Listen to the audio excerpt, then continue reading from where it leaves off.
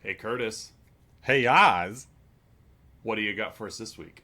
this week we're watching Miracle meets Butch Cassidy and the Sundance Kid, crossed with Blazing Saddles, with a bit of Roadhouse. This week we're watching 1977's Slapshot.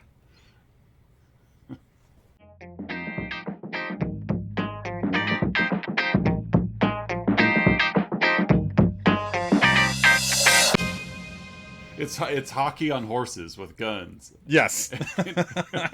I went with the language and the inappropriateness of Blazing Saddles. Absolutely, absolutely. And the Yeah, Paul Newman and Paul just Newman and the George Roy Hill. George Roy Hill and the nonstop fighting. Yes, So- exactly. The non-stop fighting. So where Yeah. does Miracle come in? A hockey or Kurt Russell's a big fan of Slapshot. right? Welcome back, listeners and viewers, to another week of Let's Talk About Flicks, weekly podcast where we take a monthly theme and alternate bringing movies to satisfy the theme gods. Yep. I'm one of your hosts, Oz, And I'm the other host, Curtis. and this week we do have another sports comedy for you.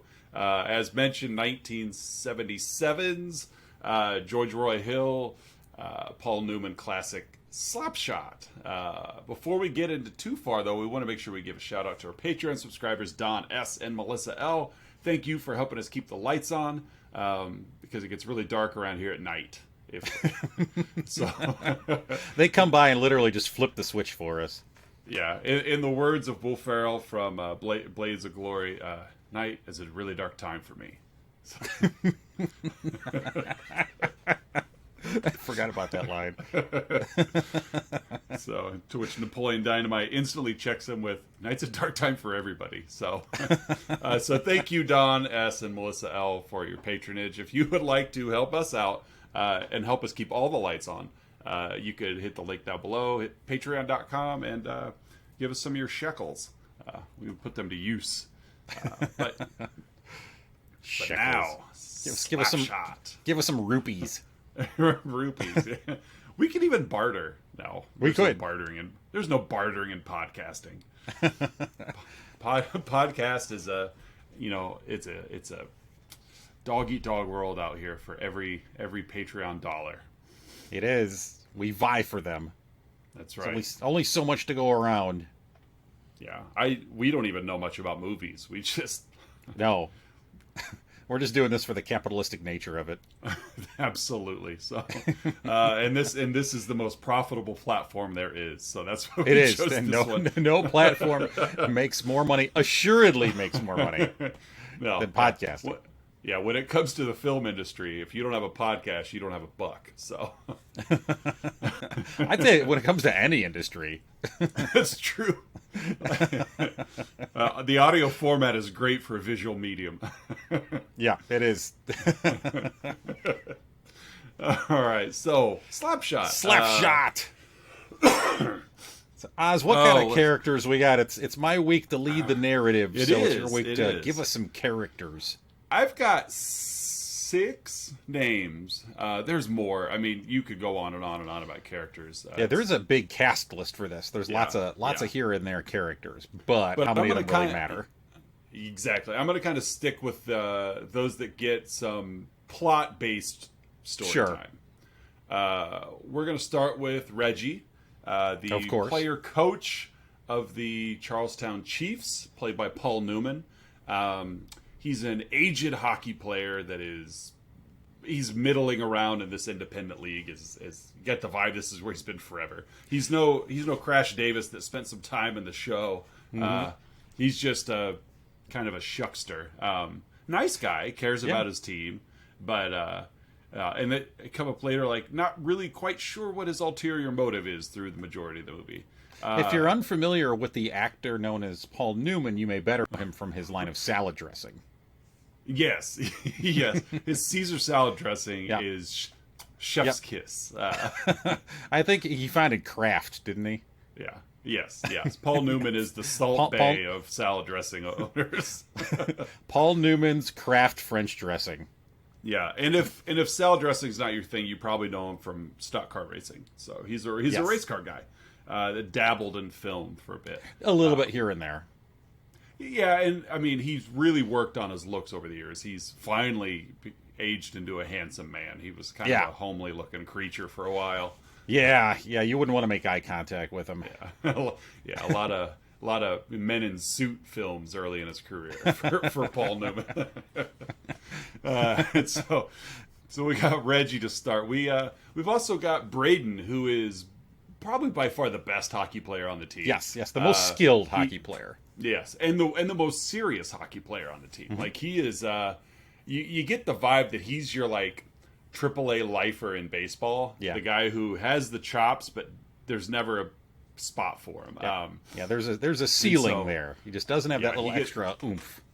Yeah, he gets very frustrated at a lot of the antics in the movie, but we'll let you get to that plot. But yeah, Braden is kind of a tortured soul of a lot of talent without a viable place to use it. We also threw McGrath in here. Sure. What's McGrath's role? Is he the publicist? I think he's the general manager. Okay, that makes sense. Yeah, because he's not the owner. We find that out later. No, he's the but general he's manager. Also not. Yeah, he acquires players, personnel. It's a small town team, so he also does like marketing and things like that too. Right. lines up their wardrobe presentation. Yep. Yeah, but McGrath is if Reggie's kind of just kind of a wishy-washy soul, McGrath is by far, we got to make a buck. And he complete with his like fedora and that in a 70s film, if there's a businessman in a fedora, he's on the side of money making. Yep. And so he's I thought he was a funny character himself. He's the Mr. Krabs. Of the movie. Yes, he is definitely the Mr. Krabs of the movie. We got a couple of ladies here. We've got Francine, which is Reggie's estranged wife. Yes, yeah, good word. Good word for it. Yeah. Only because they haven't gotten divorced. They're not really on again ever. Yeah. But they do care about each other. They're friendly with each other. Reggie I don't think Reggie's ever seen an open door he hasn't gone into. So I think he thinks there's more to their relationship than Francine does. But she realized I married a hockey player and this is what I get. Yeah. But she's come Yeah, she's come past those challenges and she's on the other side and realizing that life is fine. I deserve better than this. We have Lily, who is Braden's wife, who is if you're looking at like Back to the Future 2, where you've got old Biff and young Biff, those scenes together, Francine would be the old Biff and Lily would be the young Biff. Lily is going through what Francine has been through. And actually, we'll get into the plot. Reggie is he understands that. He sees that and he helps those two unite to help Lily through her frustrations. And then the last, only because they're fun, I just threw the Hanson Brothers. Of course, you can't not mention the Hanson Brothers right. on Slapshot. So and this is the Mbop trio. Of the late '90s. I'm not even talking about the hockey players. I just wanted to talk about Hanson. Yeah. I mean that song plays so often during this movie. It's basically just a 2-hour music video. Yeah. And I'm going to call you on that because I don't think there was room for this song because there were 2 other songs that they played constantly in this movie. They weren't just pieces of the score. They were legit musical pieces that just kept playing over and over and over. So, but that's what I've got. There are... Go ahead. There's several other characters in here. Most of them hockey players. You've got the owner... Anita, who's in like a scene, like there's you've got it's a team sport, so you're gonna have a team of characters, and you've got the commentator, you got the radio guys. There's a lot going on, but I would say those first 5, Reggie, Braden, McGrath, Francine, and Lily, are probably the backbone of the plot. The Hanson Brothers are just in there, and I won't even say for comic relief because the whole movie's funny, but the Hanson Brothers are in there just because what's a hockey team without goons? So yeah, especially a '70s hockey team. where only Exactly. only a handful of the players are wearing helmets. And Yeah. Oh, yeah. One. I think there was one player with a helmet on and another one with a hockey mask, and everybody else is just skating around Yep. bald. So that's the plot, or that's the plot. Yeah, Everybody. that's it. We'll see you next week, folks. I realize I put my characters under the plot line, so. All right, but there we go. That's it for the characters. Yeah. So speaking of plot, folks, Slapshot does have a plot, although a lot of it is just kind of hockey goonery and people's reactions to the hockey goonery. We open with a fun little sequence. I was debating whether to bring this up or not, but I love it so much. It opens on a local TV sports anchor talking with the dual language goalie. You get the idea that he's probably more comfortable in French than in English. Yes. But it just, there's a little back and forth there. The hockey player, was it Denis Lemieux? He's very unkempt. You could tell immediately he's a hockey player, not just because of how he's dressed, but because of the heavy French accent, as well as how he looks and how he responds. He demonstrates the different penalties on the anchor, to which you could hear the anchor kind of groaning in pain. Yeah. And then I love the little end line here in reference to the penalty box, because that's where you go, when you commit a penalty. And then Yeah. the quote from Denis is, "You feel shame, and then you get free." that's your hockey player emotional reaction to being in the penalty box. You feel shame. Mongo is game of life. It's pawn in game of life. Yeah, they're real deep. I think Danny Lemieux he's real deep. He is. In some ways, that line I think kind of summarizes the movie. You feel shame, and then you get free. Yeah. That really does kind of capture the plot threads, like some of the character arcs in the movie. There's shame, shame, and then you get past the shame. Then you're free. Yeah. So we cut to the players getting introduced at the local game, the Charlestown Chiefs.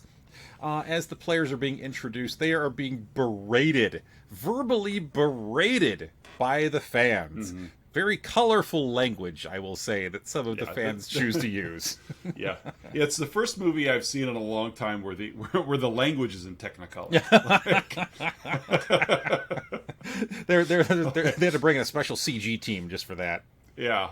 It's like all the colors of My Little Pony and Rainbow Bright and Care Bears all together in language form. Very colorful language. To say the language in this movie is colorful is a bit of an understatement. That will come up surely later on, for better and definitely for worse. I think a little later in the show, once we get to the 3, 2, 1s. One of us, I'm sure, will bring that up. I love how the opening credits just play over the American flag.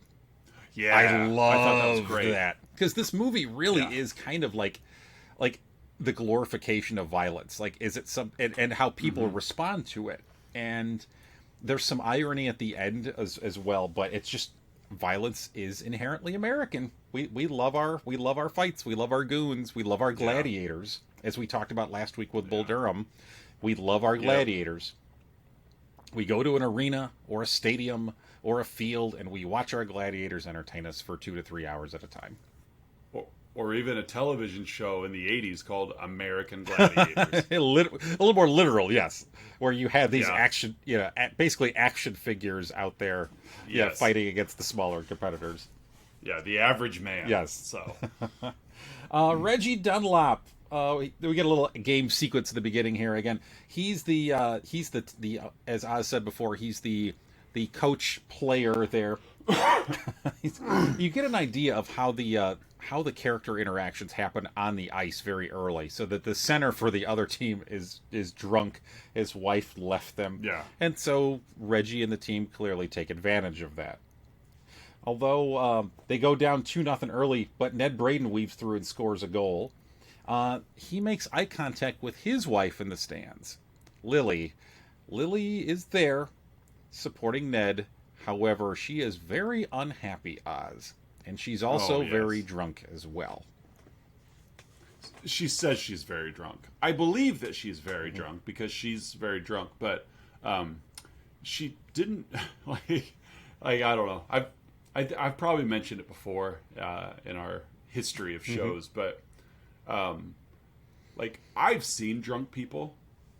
I've seen drunk women, and Lily Braden as a character, she either holds her liquor very well as she's having coherent conversation, as she's the whole time like, I've been plastered for weeks. I get the impression that she's a functional drunk, and that she's very and she's been doing this for a while. A little later on, it's revealed that Ned is the only one on the team who is both American and has a college education, which is brought up explicitly because that makes him sort of the outsider. That makes him the one that's kind of different from the others, as you alluded to earlier. And Lily also is a college graduate, and she feels that, like, her... They're wasting their, exactly. They're just wasting their She's life being stifled in this mill, this mill town. And So, as you mentioned earlier, not dwelling on this too much, McGrath, the general manager, has some creative ideas as to for revenue generating and gaining community interest. So he holds a fashion show that he makes his players participate in. One player in particular is very unhappy with it. He threatens to. We'll say he threatens to bring his another Blazing Saddles. Yeah. He threatens to whip out his hockey stick. Blazing Saddles reference. Excuse me while I whip this out. And so off camera, you see him go out to the runway, and off camera you just hear a shriek of people, and he did it. So it was a fun little scene because the language very vivid, very colorful, whatever. But it was just he just threatened him. I'm going to do this if you send me out there. I'm going to do this, and and McGrath is just basically ignoring him, like just get out there, and then he does it. He does it. My wife will be my wife will be the only one that doesn't run for the hills. After that, we get some more between Braden and Dunlop. You kind of get the idea of the relationship that these two have. They're not, they work well enough together, but there's some differences, and and Dunlop kind of places himself in sort of maybe like a mentor role to Lily in some ways. They talk about how the local steel mill that employs 10,000 people is closing. So that's basically just going to kill this community, as well as everything else in the community, such as the hockey team. So Lily screeches up with their giant van to pick them up, and they jump in, and you get the idea that Lily hates the town. It's almost like a 70s car chase, kind of the way she drives the van. It's like and they suddenly end up in the streets of San Francisco. Exactly. Taking like 20-foot leaps over these rolling hills in the town. It's just airborne in this child catcher band that was so popular in the 70s. With a gigantic Saint Bernard in it as well. That was an adorable dog. Yes, there's giant Saint Bernard. That it's kind of a fun little scene. As we hear the audio before we see the video of Braden just sweet talking a girl, like who's the cute, and you think it's going to be Braden talking to his wife until they cut to it, and it's Braden in the backseat of his dog. She's like she's driving them around. Trophy dog. Yeah. So Dunlop confronts McGrath about the pay and the equipment, and that's kind of when you get the impression that this team is not long for this earth. This is probably going to be their last season. McGrath tells Dunlop, you're going to be retired in the front office in a couple of years. You're lucky I'm sharing this with you right now. And he's selling the team's equipment. He's trying to sell like some of their like medical stuff, their training equipment. He reveals that he's signed some new players for the team, and he sends Dunlop to the bus station to go pick them up. And so Reggie gets to the bus station, and there's these three guys with Coke bottle glasses over at a Coke machine, shaking the machine, cursing at the machine. Took my quarter. The blankety blank machine took my quarter. Hey, coach. Hey, coach. One thing about the Hanson brothers, like the goonery is kind of what they're known for. I love how like just committed they are to the team and to the coach. Like they Yes. don't, they Yes. never question Dunlop. They're generally enthusiastic about winning. It's kind of a breath of Right. fresh air, I think, for the other team as these guys get acclimated to him. At least once They get are. used to their I love the childishness Hansons. and their goonery. Right, because they bring Yeah. their toys. Yeah, literally on the road, as there's one scene a little further in the film. Reggie's going to do something, and he walks by the hotel room that they're in, and the door's open, so he just kind of walks by and kind of does a double take. And hi, coach. The only thing they've packed is their toy remote control cars. Right, yeah. And these guys, they're all in their early 20s, and that's what they're doing. Yeah.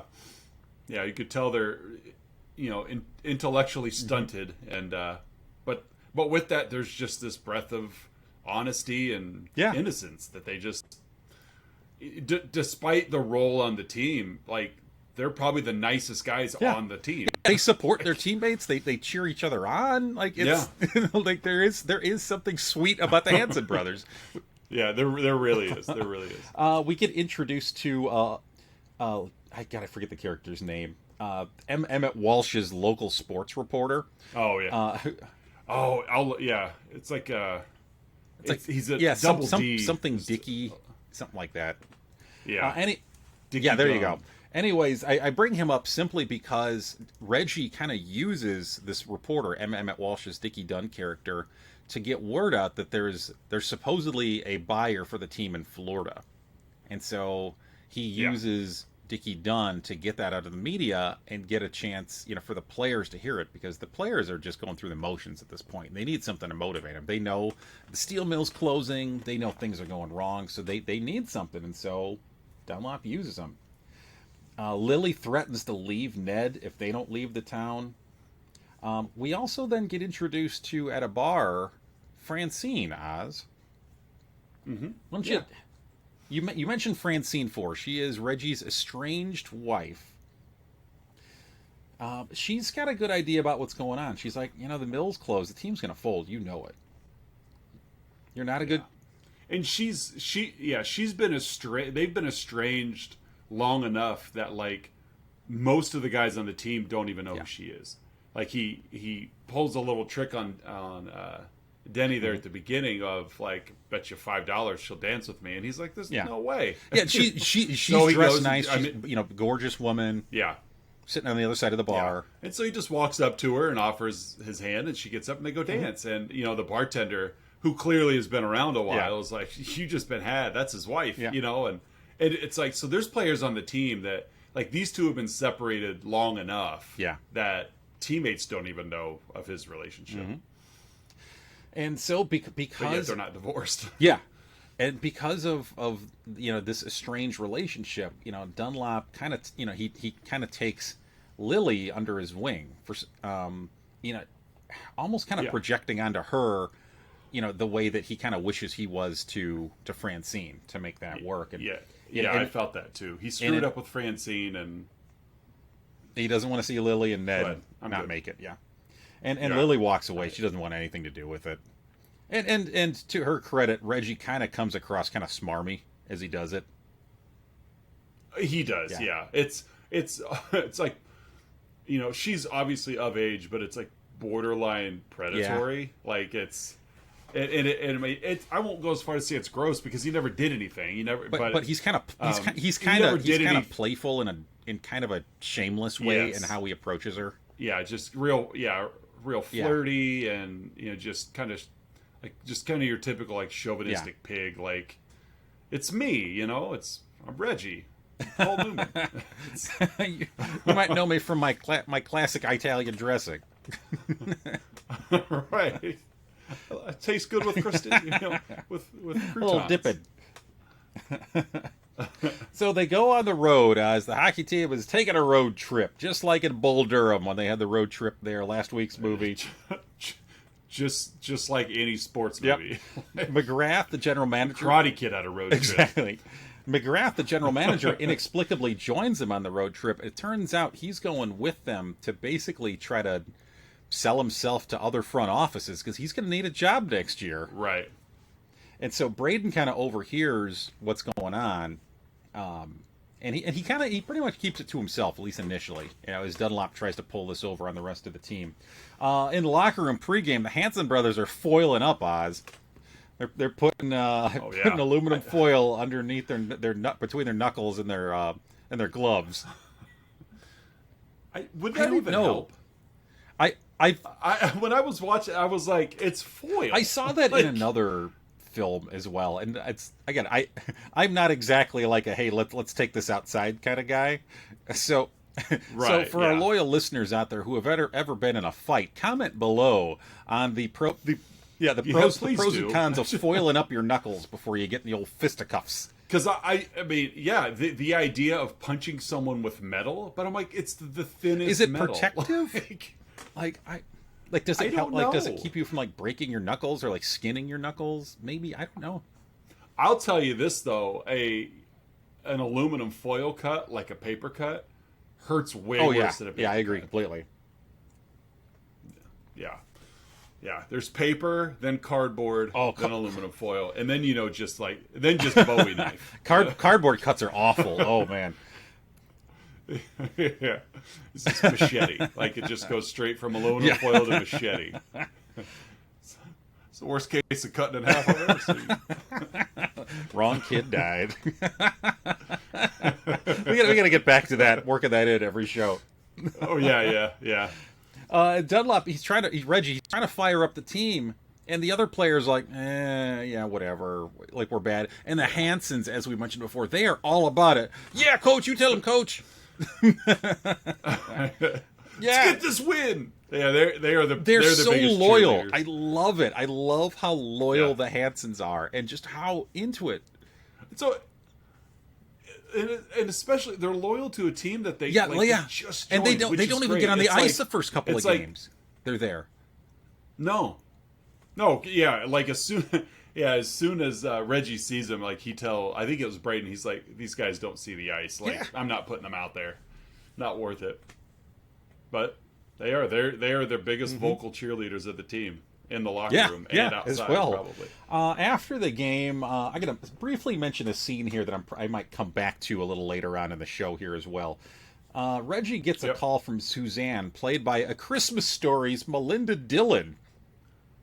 I know not a lot of budget for Melinda Dillon. that's where they saved a couple of bucks here, and they have a night together. Yeah. I think the producers called Melinda Dillon and said, "We need you on set right now. Don't worry about costume. Just wear what you've got on." But I just got out of the shower, and all my clothes are in the wash. That works. Don't worry. We'll leave the lights off. It's a 70s movie. There won't be they much made lighting at sure all. to say when they shot this, it's the 70s. You get it, right? This is a 70s movie. This is the 70s.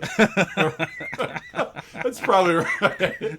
That's what convinced Melinda Dillon. This is 1977, Melinda.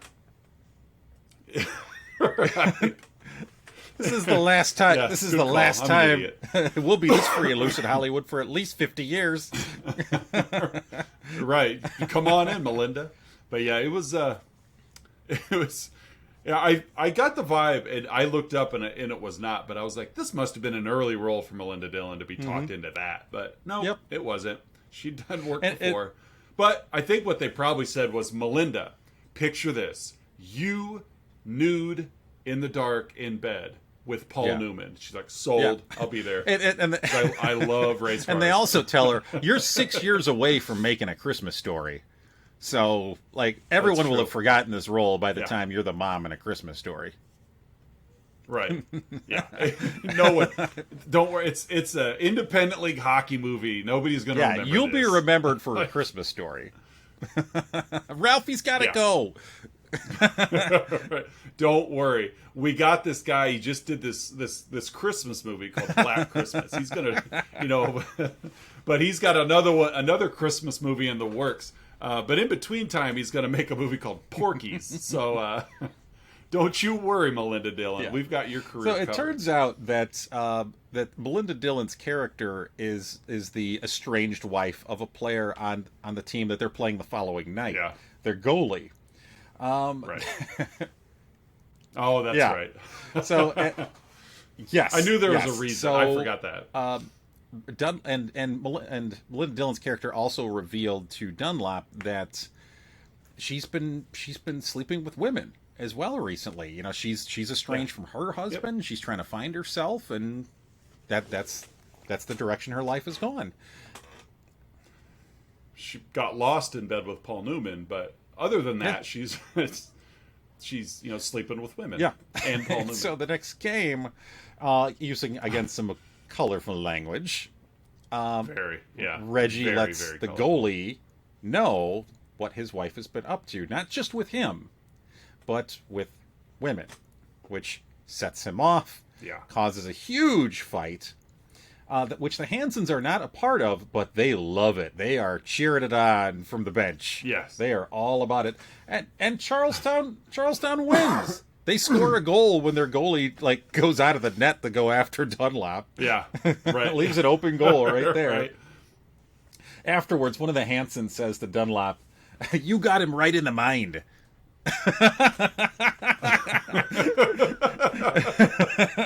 Yeah. It's real deep, these Hanson boys. It's their And he was so excited, like they were so impressed, like you did it, like you got him. Yeah, it's like they're trying to say like you got it in his head, but like you got him right in the mind. And Braden does not approve. Ned Braden doesn't approve. Oh no. Yeah, garbage win. Dirty win. Calls it a garbage win. Next day, Reggie comes across Lily drunkenly stumbling down the street. And he catches up with her. She's not happy about it. They both observe Ned talking with another woman across the street. Yeah. So that little subplot continues here. After the next game, another fight breaks out after a rookie defends Dunlop after he's called old. And Dunlop notices the crowd reacting to the fight. So this is the second fight in 2 games, big fight that's erupted on the ice, and the crowd's into it. And Reggie notices Oz. He sees the crowd reacting, and he's going to play this up. Not only is this uniting the team, but since he knows the team is probably going to fold, and he's made up this story about there being a potential buyer in Florida, maybe we can convince our owner, who no one has ever met. Maybe we can get her to see the literal monetary value in the team and become more active in selling it. Mm-hmm. Yeah, because they got nothing to lose. In his mind, it's it. Or this will be it one way or another. So so during a break between the periods, I love this little sequence in the locker room. Dunlop tells the Hansons, "Hey boys, you're in." And they all simultaneously cross themselves and then rush out the door. And the Hansons play hard, Oz, but they play dirty. Oh, my goodness, do they play dirty. Yeah. There's a little sequence of them going after guys on the boards, hooking guys, slashing guys, which are both big hockey no-nos. One of them skates down past the bench of the other team with his stick up and just doot just hits the heads of all the players on the other team. Right. You take it's a fun little because you look at it too, through a playing by the rules lens, and you're like, these guys would have been out in an instant, but.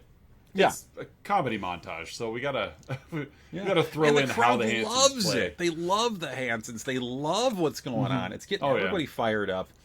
There's a moment in there. I happen to be watching this movie, Oz, with Patreon subscriber Melissa L. And she pays. She's in the premium tier, so she gets to watch the movies with me upon request. And so. Yeah. It's the Melinda Dillon tier. There's all sorts of directions I could go from there, but we'll leave that from there. We got to rename that one at Patreon the Melinda Dillon tier.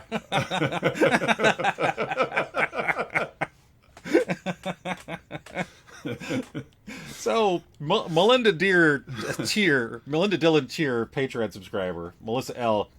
I was watching this movie with me, right? And she loved. There's a little moment where one of the Hansons, I don't know which one, I never bothered to memorize their first names. They're all the same guy. Doesn't matter. One of them takes a slap shot and it cuts to the organist just getting hit in the head with the puck. Because Melissa L happens to enjoy watching people get hit in the head with things, and so you run that back for me. Anything for you, Melinda Dillon, tier subscriber. The radio, right, all three get ejected. Melissa, the radio announcer says, "Next game, bring the kids, bring the family." So, come on out. There's a Charlestown fan bus now. They have groupies. It's like stolen a school bus. The next game, Hanson takes a shot at an opposing player before the game even starts, erupting a huge brawl. On the bus, however, Braden is sticking by his guns. I'm not gonna goon it up for you. So there's this distance, this chasm forming between Braden and Dunlop. Yeah. As they again, there's just it's more of like a kind of a quasi montage here, kind of going from game to game at this point, and you can't. As we established, you can't have sports movies without montage. Even Rocky had a montage. Nope. Even Rocky had a montage.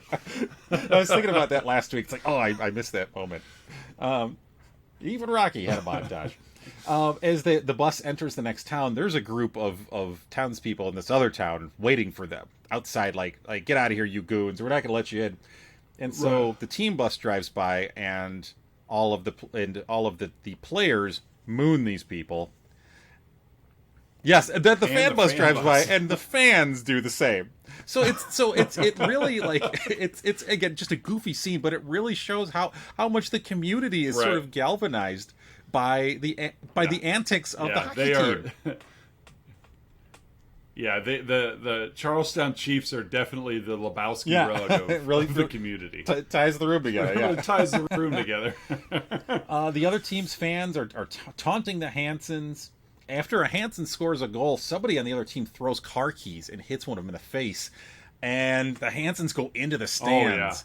Like that was like.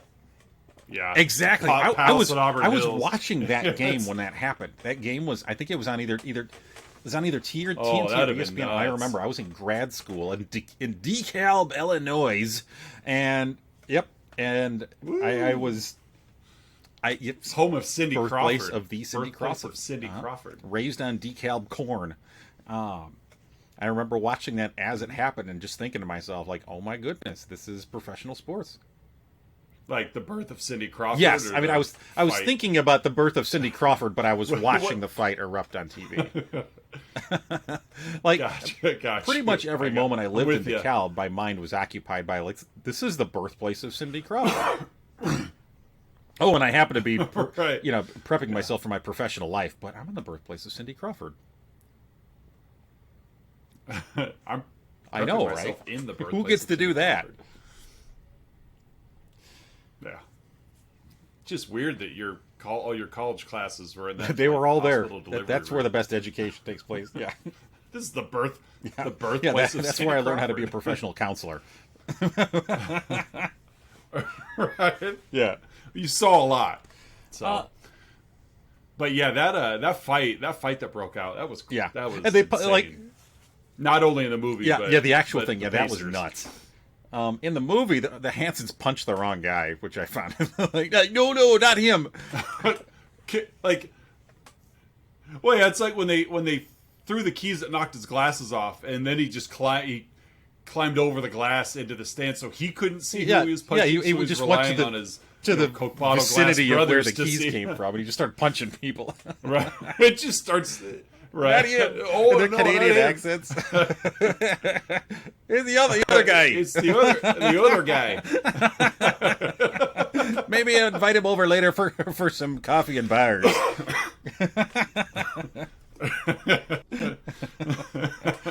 So the team bus pulls back into town, Oz, and Braden gets off the bus before, like a block or two before they even get back to the team facility, just so he can avoid Lily. Yeah. Dunlop jumps in Lily's van when she notices that Ned's not there. And he tries talking some sense into her. He tells her, you need to stop killing yourself, before she drops him off. So, like, you get the idea that something changed there because a little. I'm jumping ahead a little bit here, but a little later in the movie, she shows up at Reggie's door, and she basically moves in with him as she's trying to sort things out. So, well, he did invite her. Yeah, he did. But it was kind of just a cursor, like, hey, in his kind of dumb trying to connect Reggie way, right? Of inviting a married woman back to his place. Yeah, but she ended up taking him up on it. Brought the Saint Bernard over too. Yeah. I'm jumping ahead in the script here. Let's see. So during a radio interview, Reggie puts out a bounty on a player from the other team. And this is a home game, and so it draws a full house, Oz. So I mean, he's doing everything he can to promote the team and really leaning into this goonery. He's good. He's got his finger on the pulse of what's going on. He is, yeah. He's a smart guy. He figures it out. He knows how to market it. Yeah, I'd say he's very clever. Yeah, for sure. So he knows very how to clever take in like the Fox in Zootopia kind of way. Sure, he knows how to like take advantage of a moment kind of thing. Is resourceful, maybe might be another way to put it. Yeah. So he puts a bounty out on the other team, or on this player on the other team, on Dr. Hook McCracken. Right, Boba Fett shows up. It was like Murderer's Row. They were already in costume because it was 77, so they all just show up to the set. Yeah, it was the same year Star Wars was made, so yeah. Right. Yeah, George Lucas and George Roy Hill are friends, and so it was just little fun of like, oh, we hear there's a bounty, and they show up, and the Mandalorian was there. This guy, that guy, but Greedo. Yep. Greedo wasn't there. Greedo. Well, Han had already killed him. So yeah. So, but yeah, they were out for bounty. That actually would have been a fun little crossover. The Mando walks in. Right. This is the way. Yeah, exactly. That little like low flute music playing in the background or whatever. Yeah. Let's see. Braden scores a goal and then is kind of attacked and provoked by Dr. Hook McCracken. Braden doesn't respond, but and then Dunlop gets on Braden. It's like, why didn't you fight back? This is what we got to do right now. Right. And then Braden ends up punching Dunlop and leaves. Oh, just decks him. Yeah. Especially after he tells him that he brought up his wife, he brought up Lily, and that's what pushed him over the edge. The next day, Reggie brings Lily to Francine's beauty shop. Tells Francine, give her the works. Lily and Francine kind of talk about relationships, kind of talk about like what it's like to be married to a hockey player. And so there's a purpose to that. Reggie ends up finding out what the owner of the team, this mysterious owner, nobody knows who it is, and I don't even recall how he found out, but he did. He kind of put on his detective cap and he followed her home, and it's a widow and her couple of kids. It turns out that she's really just in things for the money. Like she's I don't know if she does like investments or finance or whatever. She does something like that, and he ends up calling her out because she says like it's more profitable to me to just fold the team and write the team off as a tax write-off than it is to actually sell the team for a profit. Yeah, and she does keep like referencing her accountant. My accountant says. You know, she doesn't care about the team. No, she doesn't care. No. And so she's basically a plot device to kind of further that along, but whatever. So we're in the climax of the film here, Oz. So we're pre-game. It's the championship game. The championship game. They're playing the same Syracuse team that Dr. Hook was on, and it's in Charlestown. Yeah. Oh, just the flexibility of plot devices in these movies crack me up. Like, so I bet you Dr. Hook McCracken is brothers with Big Ern McCracken from Kingpin. They've got to be related. I did see in the trivia, you probably saw this too, that the actor who played Dr. Hook McCracken was the inspiration for Wolverine's facial features. Yes, I did read that. So which I could see it. I said, I'm like, I could definitely see where they're going from. Yeah, the unmasked Wolverine, and you don't see Wolverine unmasked in the comics for like a good year or two until after he's introduced. Another fun Wolverine fact: his claws were actually initially part of his gloves. I did not know that. Yep. So the writing team did not initially have the claws protracting and retracting from his. So from his he arms. was basically a Freddy Krueger. In a way, yeah. Yeah. Minus the nightmares. Well, true. Well, he had his nightmares though. He did. Every time he'd sleep, just Project X nightmares. Yeah, very haunted. but yet he wasn't haunting others in their dreams. Correct. He was just haunted in his own. Yes. That's the worst kind of like the worst kind of like film villain where you only haunt yourself. Right? Yeah. I'm gonna get those people who cause these burn marks on these scars by haunting my own dreams. Me, right? I didn't think this through. Oh, good old Fred Krueger. Fred. So pregame, Dunlop, he's just kind of sitting in the locker room by himself, and he just comes clean to the team. He's like, "I made up the Florida thing. I completely made it up. We're nothing but a rich woman's tax write-off." Says we're not. We're criminals. I'm ashamed. And one of the Hansons speaks up. Not you, coach. It's not you. Not you, coach. And he says, this is my last game. I want to win the championship tonight. We're going to win it clean. No goonery. We're going to win it clean. The team is kind of begrudgingly on board. So pregame, they introduce the Syracuse team. So Dr. Hook comes out, as well as several other goons from Hockey Past. Exactly. Yeah, all of them. It's including Sinister Six. Ogie Oglethorpe, who apparently is like the biggest goon of the goon squad. Right. He's Oglethorpe. Ogie Oglethorpe. Watching them be introduced was like watching the in Space Jam when like all the monsters stole all the powers, and watching them come out to play the Toon Squad. That's kind of what it reminded me of. It's like one worse than the next. Booze. Yeah. But like I was referencing there a couple minutes ago, it cracks me up because it's like the Syracuse team has made their way to the championship, and then they're like, what they do? Cut everybody just to bring in all these goons. Mm-hmm. Go ahead. Just the flexibility and like, all right, boys, we got this far playing hockey, but we don't need you. Seems like real late in the season for team changing transactions to occur. It's one of my favorite Simpsons episode is it's a company softball team, and so the Springfield power plant. Yeah, they make it to the championship round, with all the plant workers, and then Mr. Burns places $1 million bet against the billionaire owner of the other team. Right. And so he brings in ringers. He brings in 9 Major League Baseball players. Yeah, who voice themselves. Yes. That was a fun episode. It's one of my favorites. Jose Canseco, Daryl Strawberry. Ken Griffey Jr. Yeah. Good Lord, Ken Griffey Jr. has gigantism.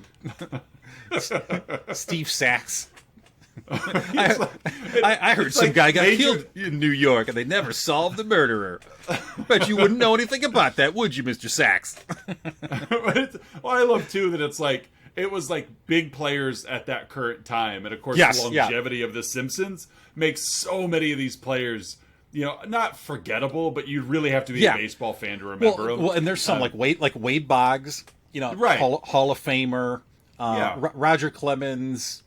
Who should have been in the Hall of Fame had he not made some other choices. Right. And then you got like guys who were really good for their era, but not quite Hall of Famers, like Strawberry, Canseco. Yeah, like Mike Scioscia, who went on to be a championship manager as well. He was a good catcher. Right. Steve Sachs, but you can't hold their own with the longevity of Boggs, Griffey. Exactly. Ozzie Smith. Forgot about Ozzie Smith. Yeah. Ozzie Smith falls into a pit of nothingness. I could. Unfortunately, the show is not. Let's talk about early '90s Simpsons. Right, or else we'd have to up our podcast hosting subscription. Yes, we would. Pay for more hours. We take an hour and a half every episode to talk about a 23-minute. Yeah. Right. So deep dive. Yeah, exactly. So back to Slapshot.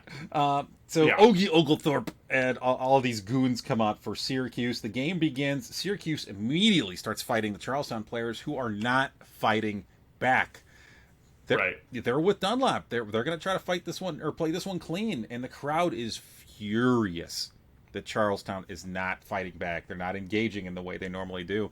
So the first period ends, and all the players are just bloodied and they're ripped apart, defeated, and they just slump their way back to the locker room. And McCarthy, the GM, comes in and screams, "There's NHL scouts here, with contracts in hand." So the second period begins, and everybody's fighting. Yeah. Braden notices Lily and Francine come in, and they are all dolled up, and Lily has, for the first time in the movie, Oz, a genuine smile on her face. Oh yeah, she's happy to be there. She really looked happy. She looks good. She feels good. She feels happy, and she's happy to be there with Francine, someone that she can kind of identify with. Yep. So Braden sees Lily cheering on the crowd as Lily is chanting with the crowd, "Kill them." I noticed. so she's even into it. This dour Lily who wants nothing to do with anything is chanting "Kill them" with the rest of the crowd. She's got her fur coat on now, so kill them. Yeah.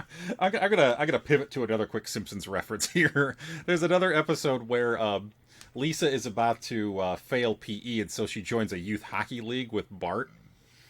And of course, they're on rival teams in the championship. It kind of parallels this, actually, in some ways. And the crowd is there's the two sides of the crowd. One half of the crowd is chanting for Bart's team, and the other half is chanting for Lisa's team. And the Bart team is chanting "Kill Bart, kill Bart," and the Lisa crowd is chanting "Kill Bart, kill Bart." right. All in enunciation. Yes. Oh God, when you go to there's a groupthink mentality to going to sporting events or even being in large public spaces where you I don't know, it's like people give themselves permission to become the worst version of themselves. There was back when before we had kids, my wife and I went out to Los Angeles for a week, and we happened to be out there at the conclusion of the NBA Finals. It was the Lakers won. Mm-hmm. We'll put it that way. Is back in the Kobe and Paul Gasol and that kind of. So they won, and it was just a madhouse. We watched the news the next day outside the Staples Center, overturned cars, fires, all these things or whatever. And you go right to this group think, just. Individuality goes away, and you do what the masses do. Yep, I feel no responsibility. There are no consequences for my action. I'm a face in the crowd. Everybody else is doing it. Well, and somebody in the news brought it, and I thought it was genius to think about it. That the newscaster that was sharing it, they kind of opened up and gave a little opinion, and they're basically telling the viewer, you guys got to realize this is an NBA Finals game. Your average fan cannot afford tickets to this game. Mm-hmm. So the people out there overturning cars and starting all these fires and things are doctors and lawyers. And, these are the well-to-do people. Yep. The people that can afford to go to an NBA Finals game in Los Angeles. And so it's almost like before you pass judgment on the quote-unquote hoodlums and underprivileged, that those people aren't at these games. So, and it was really insightful, and I thought it was really brave of a newscaster in Los Angeles to take a stand and be like, hey, I don't know who's doing this, who did all this, but I could tell you that they're not who you thought they were. Mm-hmm. This isn't your ruffians from Compton. This is probably your accountant. Yeah. Or your financial advisor, or people like that. Mm-hmm. So it was really cool, and it's obviously it's stuck with me since that. I'm like, we see it in education all the time. Oh, yeah. A good kid gets in with his friends, and then they do something stupid. Oh, yeah.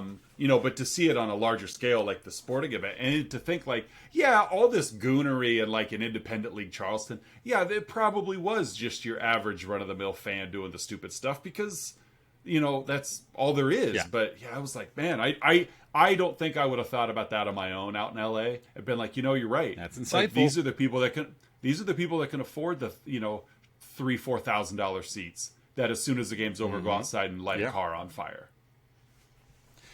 So, yeah, groupthink is a very dangerous thing. Once you lose that sense of personal responsibility, there's a Without going into this, I'll just briefly mention at the time of this recording, there was a certain incident that happened in early January a couple years ago where I think groupthink took over some people as well. yeah, a little bit. Yeah, just a wee bit.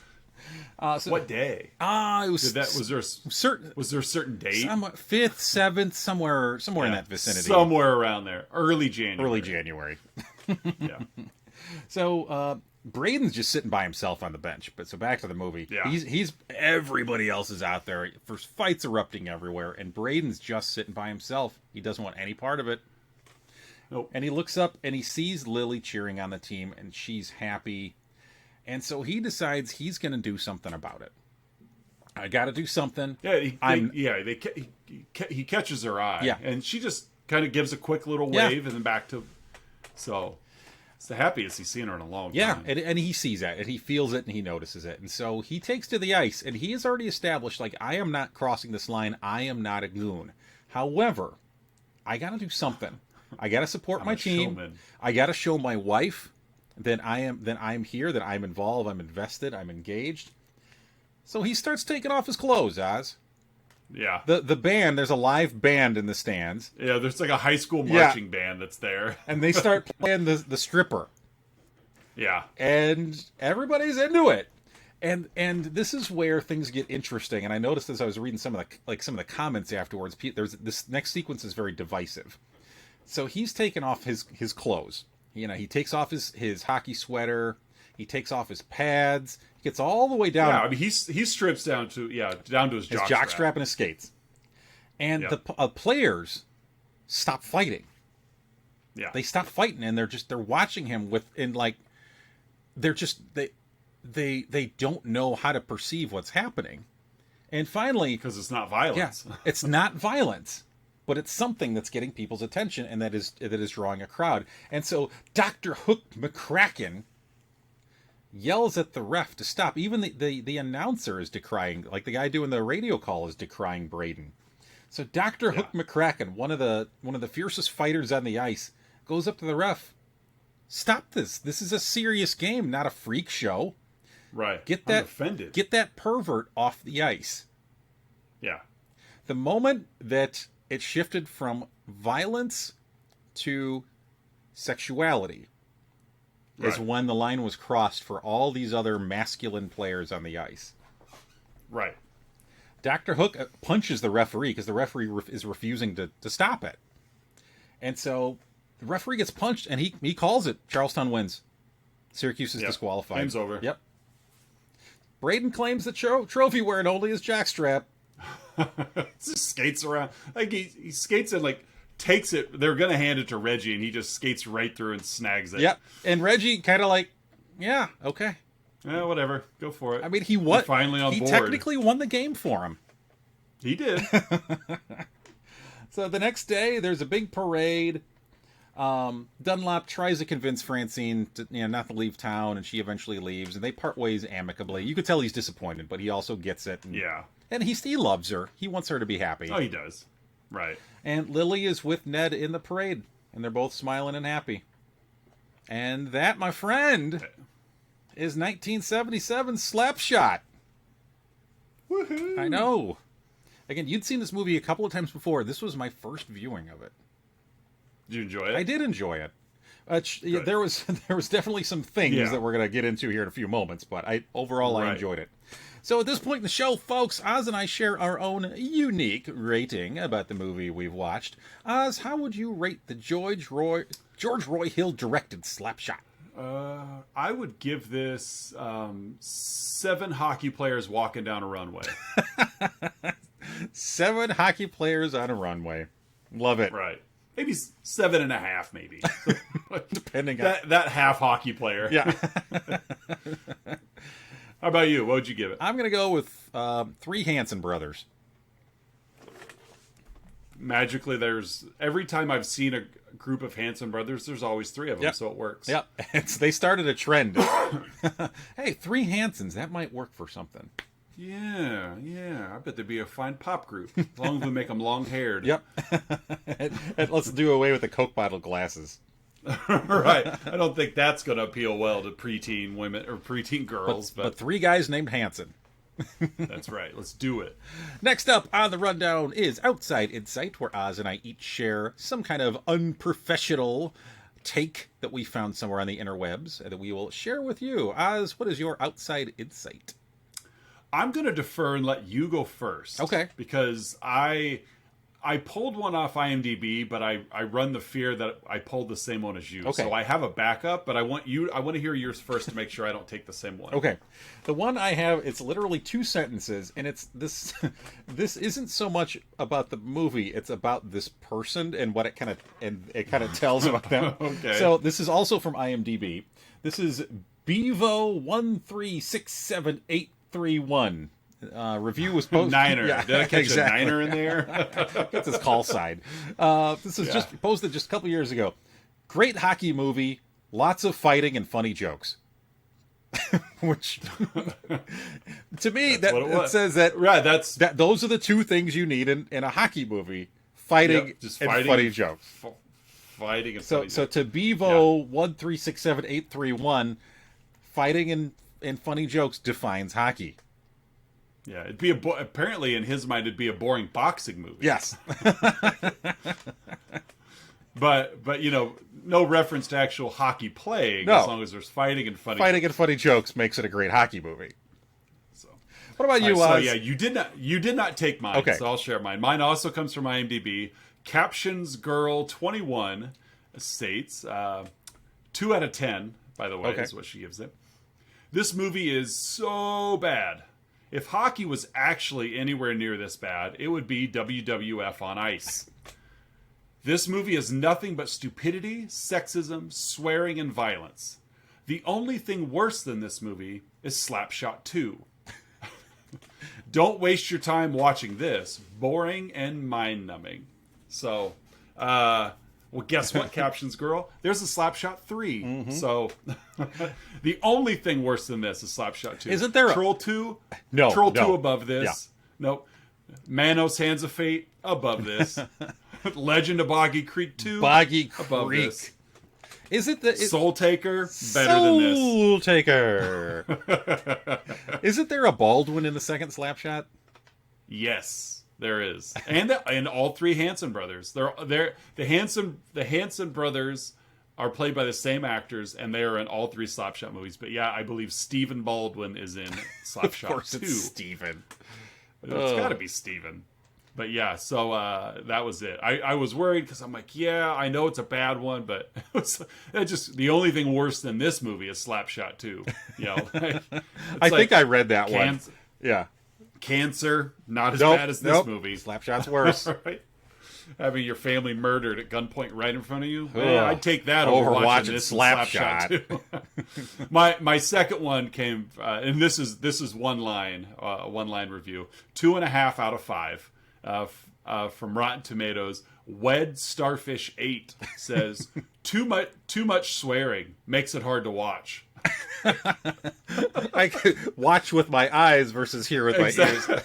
Yeah, I that's why I thought I'm an expert lip reader. Exactly. I can't mute it because I can still see their lips forming the words. I have to close my eyes. All that swearing makes it hard to watch.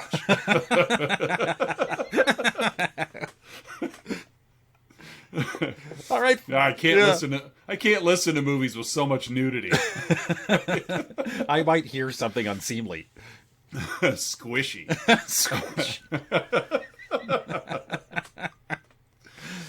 All right, folks. Squishy podcasts come with the Melinda Dillon tier. Everybody. There you go. So. The squishy version. It's that time of the show you've all been waiting for. Pins and Needles, our signature Let's Talk About Flicks segment, the 3-2-1, where Oz and I each share 3 goods, 2 bads, and 1 about the movie. In this case, 1977, Slapshot. Oz, what are your 3 goods? My first good, I love the look of 70s cinema, especially exterior shots. Yeah. Where, like, in today's cinema, you've got... Because lighting is cheap, so you have, like... you light every ounce of every scene, whether it be interior or exterior. On a shoot today, you've got lighting everywhere. Back in the 70s, you just point your camera and go. The early 80s did a lot of it too. But if it was dark, you just didn't see anything on screen, and so you don't have that anymore. You've got like say a slasher movie and there's a killer chasing someone through the woods. Everything's going to have a blue tint to it. But back in the 70s, it was just dark. Yeah. And if you happen to catch a glimpse of the moonlight, then you might see something in the scene. But that was my first. I just love the look of 70s cinema. Because there's not... Everything was still physical. Yeah, it has a more... You had to cut the film. Real, grounded, kind of gritty feel to it, yeah. Right, yeah. There was the film grain, and again, you had to cut everything physically, so you couldn't go in and post-process all the different colors that you wanted. It just... You waited for it to get dark enough that everything had a blue tint to it, and that's when you shot. Yeah. So I do. That's my first. 2, I love that this movie was written by a woman. Yes. And so it peels back a little bit of that onion skin of how over the top and inappropriate the language is in this movie, because it was written by a woman. And she was credited as the only writer. So even if there were rewrites or switches or whatever, I do love that. I guess it gives a little bit more nuance to some of the conversation pieces because it's coming from a woman from her point of view. And my third good is just how polite the Hanson brothers are. Yeah. We talked about it ad nauseum, so we're not going to get into it too much. But they're just, they're just great teammates. Yeah. And despite their goonery, they're even as goons, they were still kind of starstruck. With certain players, like they were gonna punch their face, but they were still like. One of them offered to buy Ogie Oglethorpe a Coke after the game. Hey, can I buy you a Coke after the game?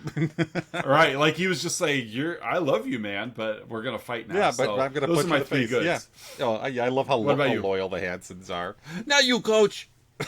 That was cool, guys. My three goods. I love Dunlop's attire. Again, it kind of speaks to that late 70s, but like. That like fur-lined leather coat he had, like the checkered bell bottoms. Oh, it screams 70s, but like I don't know, it worked for him.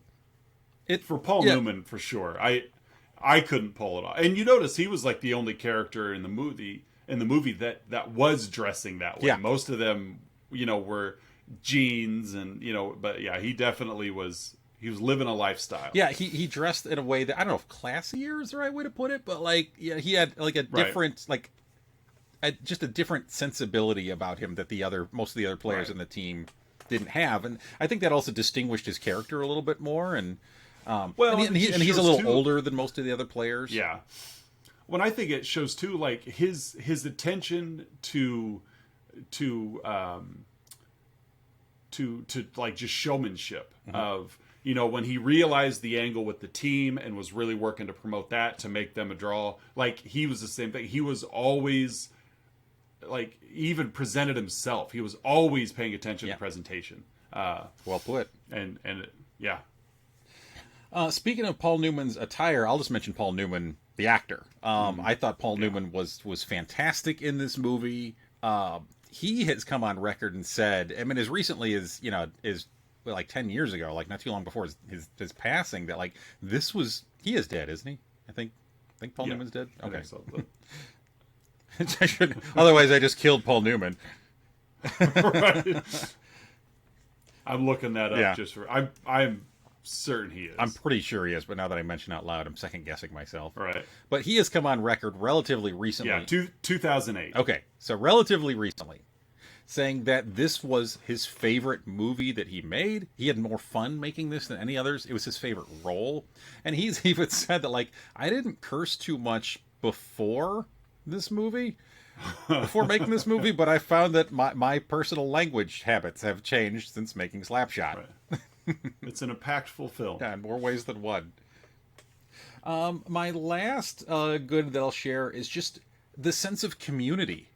Like this down on its luck town, half the town just lost their jobs, but yet they find this rallying point around this team, and it quite literally in some ways brings the community together. Like, this is something that they're all looking forward to. They all enjoy. They all have this communal sense of camaraderie. You know, they share it together, and it was cool to see this down on Slick Town come together around something. So, well put. Yep, those are my 3 goods. Oz, what are your 2 bads? We talked about it earlier, but one of my bads is just the argument between McCracken and the ref at the end of the movie. Just shows how little we've come in the last 45 years since this movie's been out.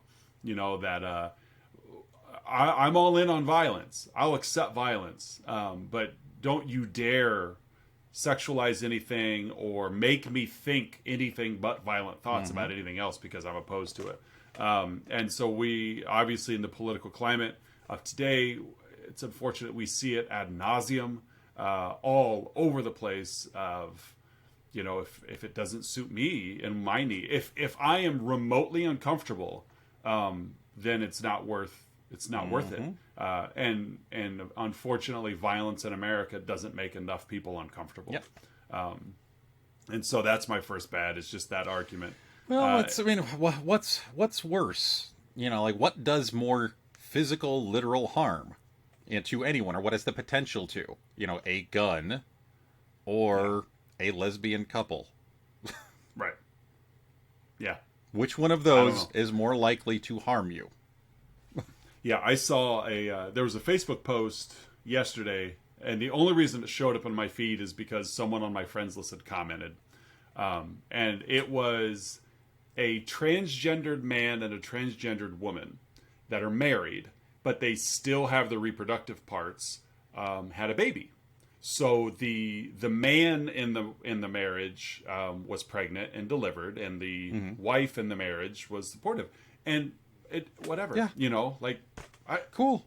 And the person in my friends list, again, took the time not only to see it but comment, and all she put was pathetic. And I'm thinking, oh, that's it's so small. It's so small. Like, whatever, like, you know. But and I think too, without going too much further, is the amount of energy that those thinkers, the offended, the amount of energy that they put into being offended. Like, this was just and it wasn't even like the people who, it wasn't even the parents posting it. It was a news story that some other whatever outlet had picked up. So again, it's all like third party by this point. And for her, like, to see it, and instead of continuing scrolling, I've got to tell them how pathetic this is. Just pathetic. And I'm like, or move on. Yeah. Like, you know, and I think, without getting, you know, too overly political, that might be, in very simple terms, the biggest disparity between the parties right now, is one party is willing to ignore how offensive the other one is, while the opposite party refuses to ignore what offends them. And that's why it's the whole squeaky wheel gets the grease, in this case, the media attention. Yeah. Well, and they take those feelings and turn them into self-victimization. Yeah, exactly. I'm the real victim here. Right. And so, you know, as we're watching McCracken literally, like, fighting and busting skulls and trying to hurt people, as soon as he sees a man start taking his clothes off, that's offensive. That offends me. You got to get that out of here. You know, nobody wants to see that, you know, and it's like, easy now. Yeah. Like, calm down. And so that's my first bad, was just how little progress we've made in those areas in 45 years. Yeah. My second is the Braden Lily subplot being told through Reggie's character. Yeah. Didn't really feel conclusive. Sure. You know, because we never saw Braden's side of it ever. We never even really saw Lily's side of it. It just seemed that, like, the only time that little subplot showed up was when Reggie was injecting himself. And so it's like it was important because it said a lot about Reggie and Francine's relationship. Yeah. but at the same time, like in the environment of the movie, like this is still Braden and Lily having a marriage that's falling apart, and Reggie's using it as a redemption piece for himself. Yeah. Like, and yeah, at the end it all worked out, but it's like we never saw those two, outside of the beginning. After that, it's like we never saw Braden and Lily interact. Yeah. Everything was just through Reggie, and so it just didn't really feel like it had I didn't feel like I understood how all of that came about. Sure. It just didn't feel real concluded. Yeah. So those are my two bads. Yeah, What about I you? would agree with that latter completely. My bads, there is some very dated language in this movie. Yeah, again, your point about it, the fact that it was written by a female. I'm not saying that negates all of this, but like I think it does add an extra layer for consideration. However, there are some words in this film. This came up when we talked about Drop Dead Gorgeous. This came up definitely when we talked about Blazing Saddles. There's a couple other movies that we've talked about in the last almost calendar year now since we've started this endeavor. I know. But there's some discriminatory language against the LGBTQ community, the disabled community. There's a couple anti-Semitic phrases that are used. Definitely a lot of misogyny. It is an. Again, it's one of those. It excuses or it explains it. It doesn't excuse it. It is definitely of the era of the late 70s. That does not excuse the language. However, it explains it in that context. So, if you can manage through that and understand that those parts of the film are kind of a relic of its era, then right. And then you filter through who and how it was written. And some of the irony that you're supposed to feel in the movie, that you're supposed to kind of experience the irony as you just said with the end piece there, and the sexuality versus violence. However, it still doesn't excuse some of the language used in the film.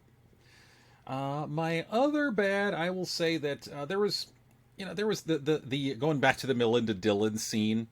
Although it did, part of it set up that next sequence in the next game where they were playing against Melinda Dillon's character's estranged husband. I thought that some of those scenes, and that's a key one, kind of meandered a little bit as you're trying. It was long. Yeah, I felt bad for Melinda Dillon in a way, because it's like she's on full exposure. Yeah, the whole scene. Yeah, for several minutes. It just kept going. Yeah, it did. Like I felt the scene didn't really go anywhere, and even if you're gonna do something like that, it could have been a third the length, and it's it's them both trying to figure out kind of who they are and where they are in life, and I get that. It just, I don't know, it was too long, and I felt like it didn't quite fit the flow and narrative.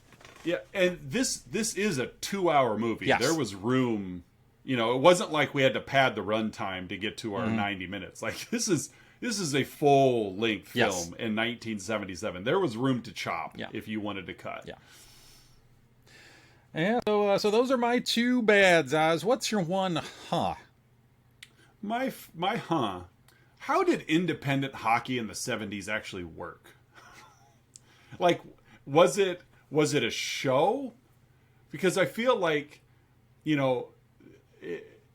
nobody was.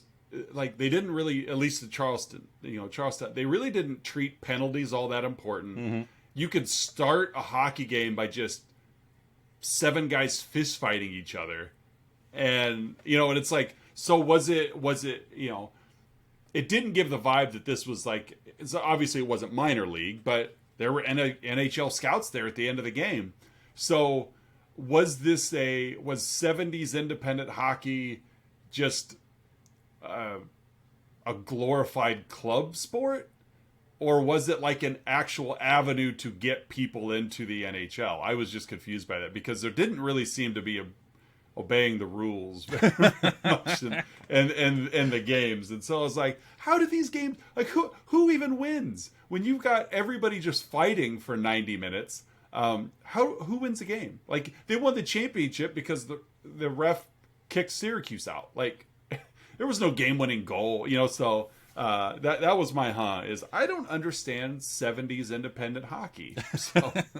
Well, it's kind of like, It's, as we mentioned with Bull Durham last week. I'm a big fan. We both live in Illinois. I live in the Chicago adjacent area, and I'm a big fan of the Score. The local AM talk radio, sports radio station out of Chicago, and all of the hosts across all of the shows, they have this sort of like shared like narrative when it comes to hockey.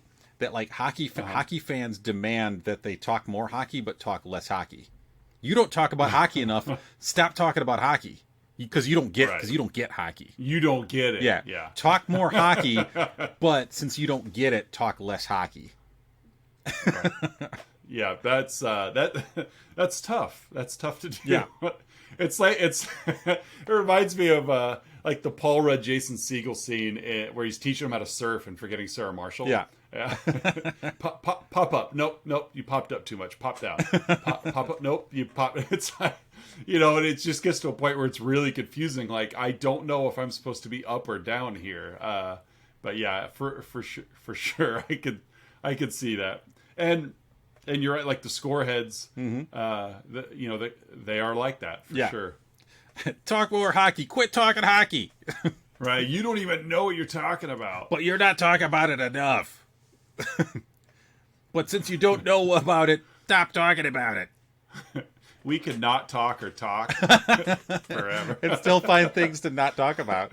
Not to talk or not talk about. My huh. How about you? What's your huh? I'm coming up with one on the fly here because my original huh, you kind of worked into your bad. My original huh was, what's really worse, a striptease or fighting? Right. So I'm going to say with my huh, this kind of builds off your huh in some ways.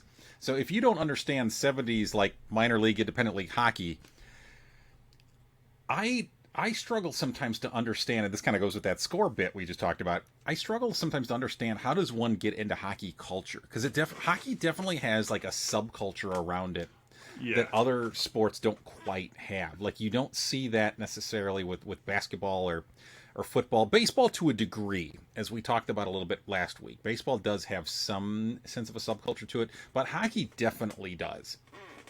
I mean, it's much more international.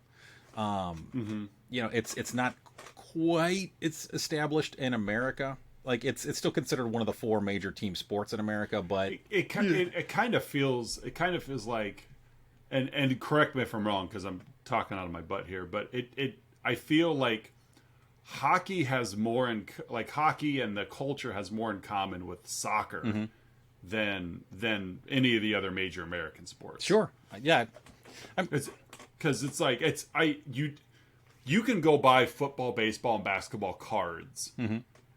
Football, baseball, basketball, video games are top sellers. But it's like but then it's like the other. It's like especially in America, hockey and soccer almost like cast-offs to where it's kind of like and I know you're big on this and when you find out about a band before they become big. Yeah, I see where you're going and with it's this. Like you want people to hear them because of how much you enjoy it, but at the same time you get mad when others join your party. As I remember back in college, I remember you being very irritated when Blink-182 hit. Yeah. Because you were like, but I knew about them first. That was my band. Right. And so if I'm wrong, correct me, but I kind of is it similar in that regard? Yeah, it's like for the good of the sport and the players, you want them to get more exposure, but at the same time, like there's an ownership, like a possessiveness over it. Like that's my sport. I don't want it tainted by you fair weather fans. Or like Laker and Knicks courtside seats. Yeah. They're not full of fans. They're full of money. Yeah. Whereas hockey, it's like, bring them in. Yeah, they're not. Everybody has to. They're not basketball fans. They just want to be entertained, or that's the place to be. Right. It's the niche thing to do. Yeah, it's hockey fans are very rabid. I love your comparison with soccer. And even the games themselves are similar. Like they both have goalies. It's both back and forth action. There's penalties and they're similar games, and they're both much more international.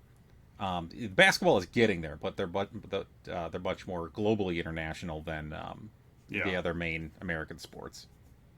Well, and it's like they landed here last. Yeah. Which is also kind of a cool feature of like, basketball created by an American, baseball. It's like we've shared that with the world, but I feel like, hockey and golf and soccer, like there's so much of the world that is better at those sports than we are. Yeah. And I think just as our machismo American mentality of like, well, we can't have that. Yeah. That can't be popular here unless we're good at it, unless we're the best. Yeah. Well, and tying that back more directly in a slapshot, I didn't bring this up earlier during the plot, but I found it amusing that Reggie had in his little apartment, he had a big American flag hanging behind his bed. Mm-hmm. So, and when I think I get the impression, like, that Denis Lemieux is Canadian, French Canadian, right? But you get the impression that it's still a very Canadian game, despite the fact it's being played in was it Charlestown? Was it Pennsylvania? Is that where they were? I think it was Pennsylvania. I got the vibe it was Pennsylvania just because of all the mill, being a mill town, and that's kind of the vibe I got. Yeah, but and even like Braden, they made a big deal that he was both American and college educated. Like that was explicitly stated, and they chose, right? The set designers chose to include the American flag with Dunlop. It's was and to a large degree is still perceived to be a Canadian sport, at least to Americans. Right. Yeah. All right, folks. I get it. Well, that's 1977 Slapshot. Oz, yeah. What do we got on deck next week? Oh, next week. I forgot to look. I think is it Talladega. I'm going to drive ahead and turn left. I'm going to drive ahead and turn left again. Yes. Next week we will be sharing the John C. Reilly vehicle, Talladega Nights. I love how you framed that as the John C. Reilly vehicle. We're sharing the Andy Richter vehicle, Talladega Nights. That's right. Michael Clark Duncan, his feature film. Jack McBrayer's Talladega Nights. That's right, Jack McBrayer. The Amy Adams vehicle. Yes. So, the Leslie Bibb Talladega Nights. Leslie Bibb. I think she's in it, isn't she? Yeah. Didn't she play? Yeah, she's the wife. Yeah. So, but yeah, we've got Will Ferrell's Talladega Nights next week, another roller coaster event in our month of sports comedies. We put this one third. I don't know why. We should have put it first. You're not first or last. But yeah, I would say definitely of the three movies that we've covered, well, this being the third that we've covered this month, this is definitely the most ham-fisted, tongue-in-cheek, make fun of the sport. Yeah. Whereas Bull Durham and Slapshot, I think, were they were still trying to appreciate. Yes. They were placing comedy in the nest of the sport, whereas Talladega Nights is just taking a rip at NASCAR and the NASCAR culture, which is always fun, especially when and it has another Frenchman that interrupts things. Borat's in this movie. Tiny pancakes. Yeah, crepes. Very thin pancakes. So, so join us next week as we cover Sweet Lord Baby Jesus and Talladega Nights. What's your favorite Jesus? Baby Jesus. I like my Jesus with a tuxedo t-shirt. It is a fun movie. It is, yes. It's very fun. It's dumb. It is dumb, but it is fun. And so for Let's Talk About Flicks, you know where to find us on social media. I'm tired of saying it. If this is your first episode, go back and watch or listen to our other stuff. But you can catch us on all the social media channels. And so make sure you're telling your friends, telling your coworkers, telling your loved ones. Grandparents love us. They do. Can't get enough. We go over huge in retirement villages. Oh, yeah. I think one of our two listeners last week was probably from a retirement village. Yeah. Or your sister. Yeah. They do bingo and then they turn on the podcast. Yeah. So sometimes simultaneously. Yeah. And they wait for us to mention a number, and then that's the number. Sometimes their bingo games are quite long, but they'll do it. Because if there's anything people in a retirement home have, it's time. Yeah. They've got lots of time. So got a lifetime full of it left. And so, we'll be back next week with Talladega Nights. So signing off for Let's Talk About Flicks, I'm Oz. I'm Curtis.